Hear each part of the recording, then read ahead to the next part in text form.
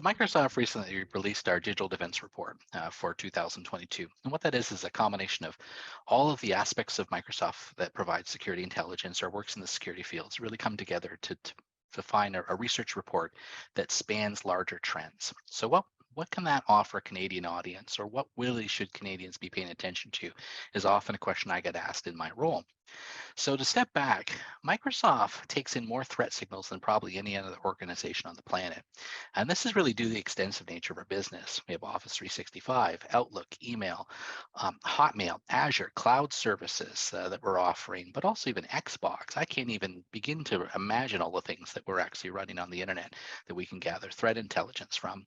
This threat intelligence we combine, we analyze, and our different groups look at it from different perspectives: cybercrime, technology development, or product enhancements or whatnot. And the digital defense reports really brings together all of these thought leaders to say what are the trends that non-technical leaders or even the board of directors could be consuming to inform their decision making and their overall resilience discussions at every level of the organization. This includes policymakers in government, the C-suite, even frontline managers on how they really should be thinking about cybersecurity. It's different from your normal technical report. It's very much driven to, again, what are these long-term trends, so we can start to think about informing the business decisions we're making that then inform the architectures that inform the technologies. So a couple highlights from it. We always start with the state of cybercrime. And I think we continue to see the industrialization of cybercrime.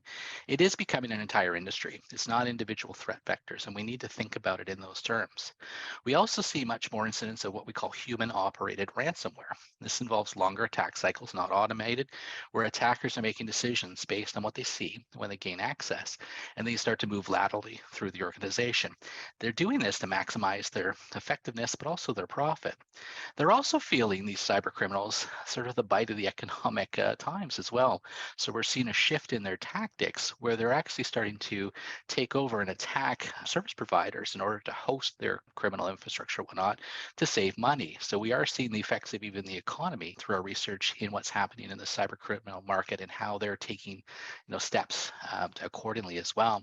So not only are they feeling sort of the bite, we're also seeing this change in diversification of revenue streams in cybercrime. So we had the traditional ransomware where everything's locked down and it's an extortion to get back. We call that an availability attack.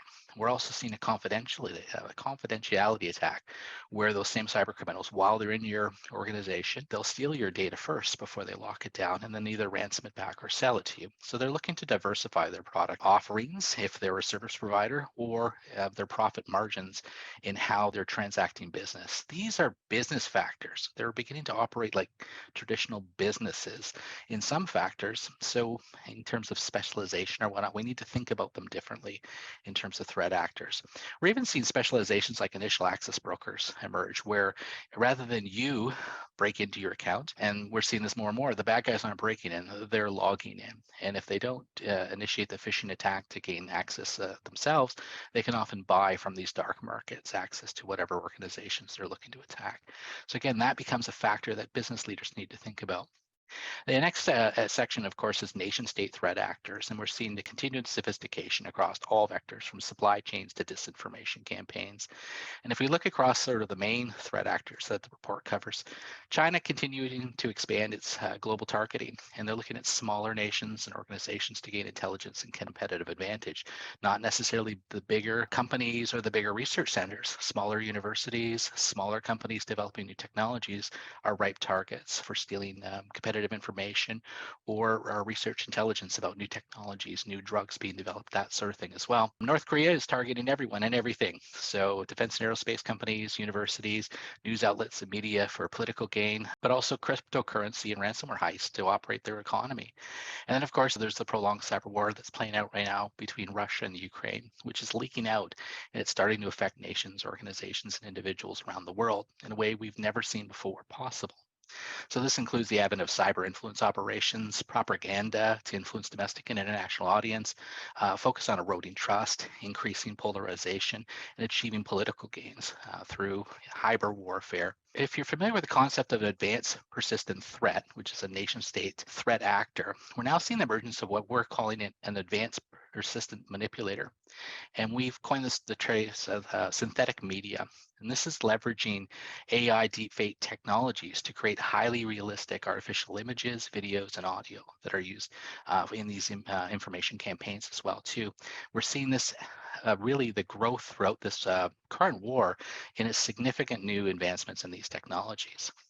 So what should Canadians be paying attention to, and what can you do about it is really the question I get asked. Really, it comes down to building cyber resilient organization, not just thinking about defense. Are we building resilience into every business decision, not just making technical decisions?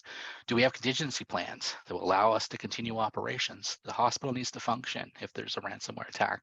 The organization needs to deliver on its mission. So what is our plan A, B, C, and D?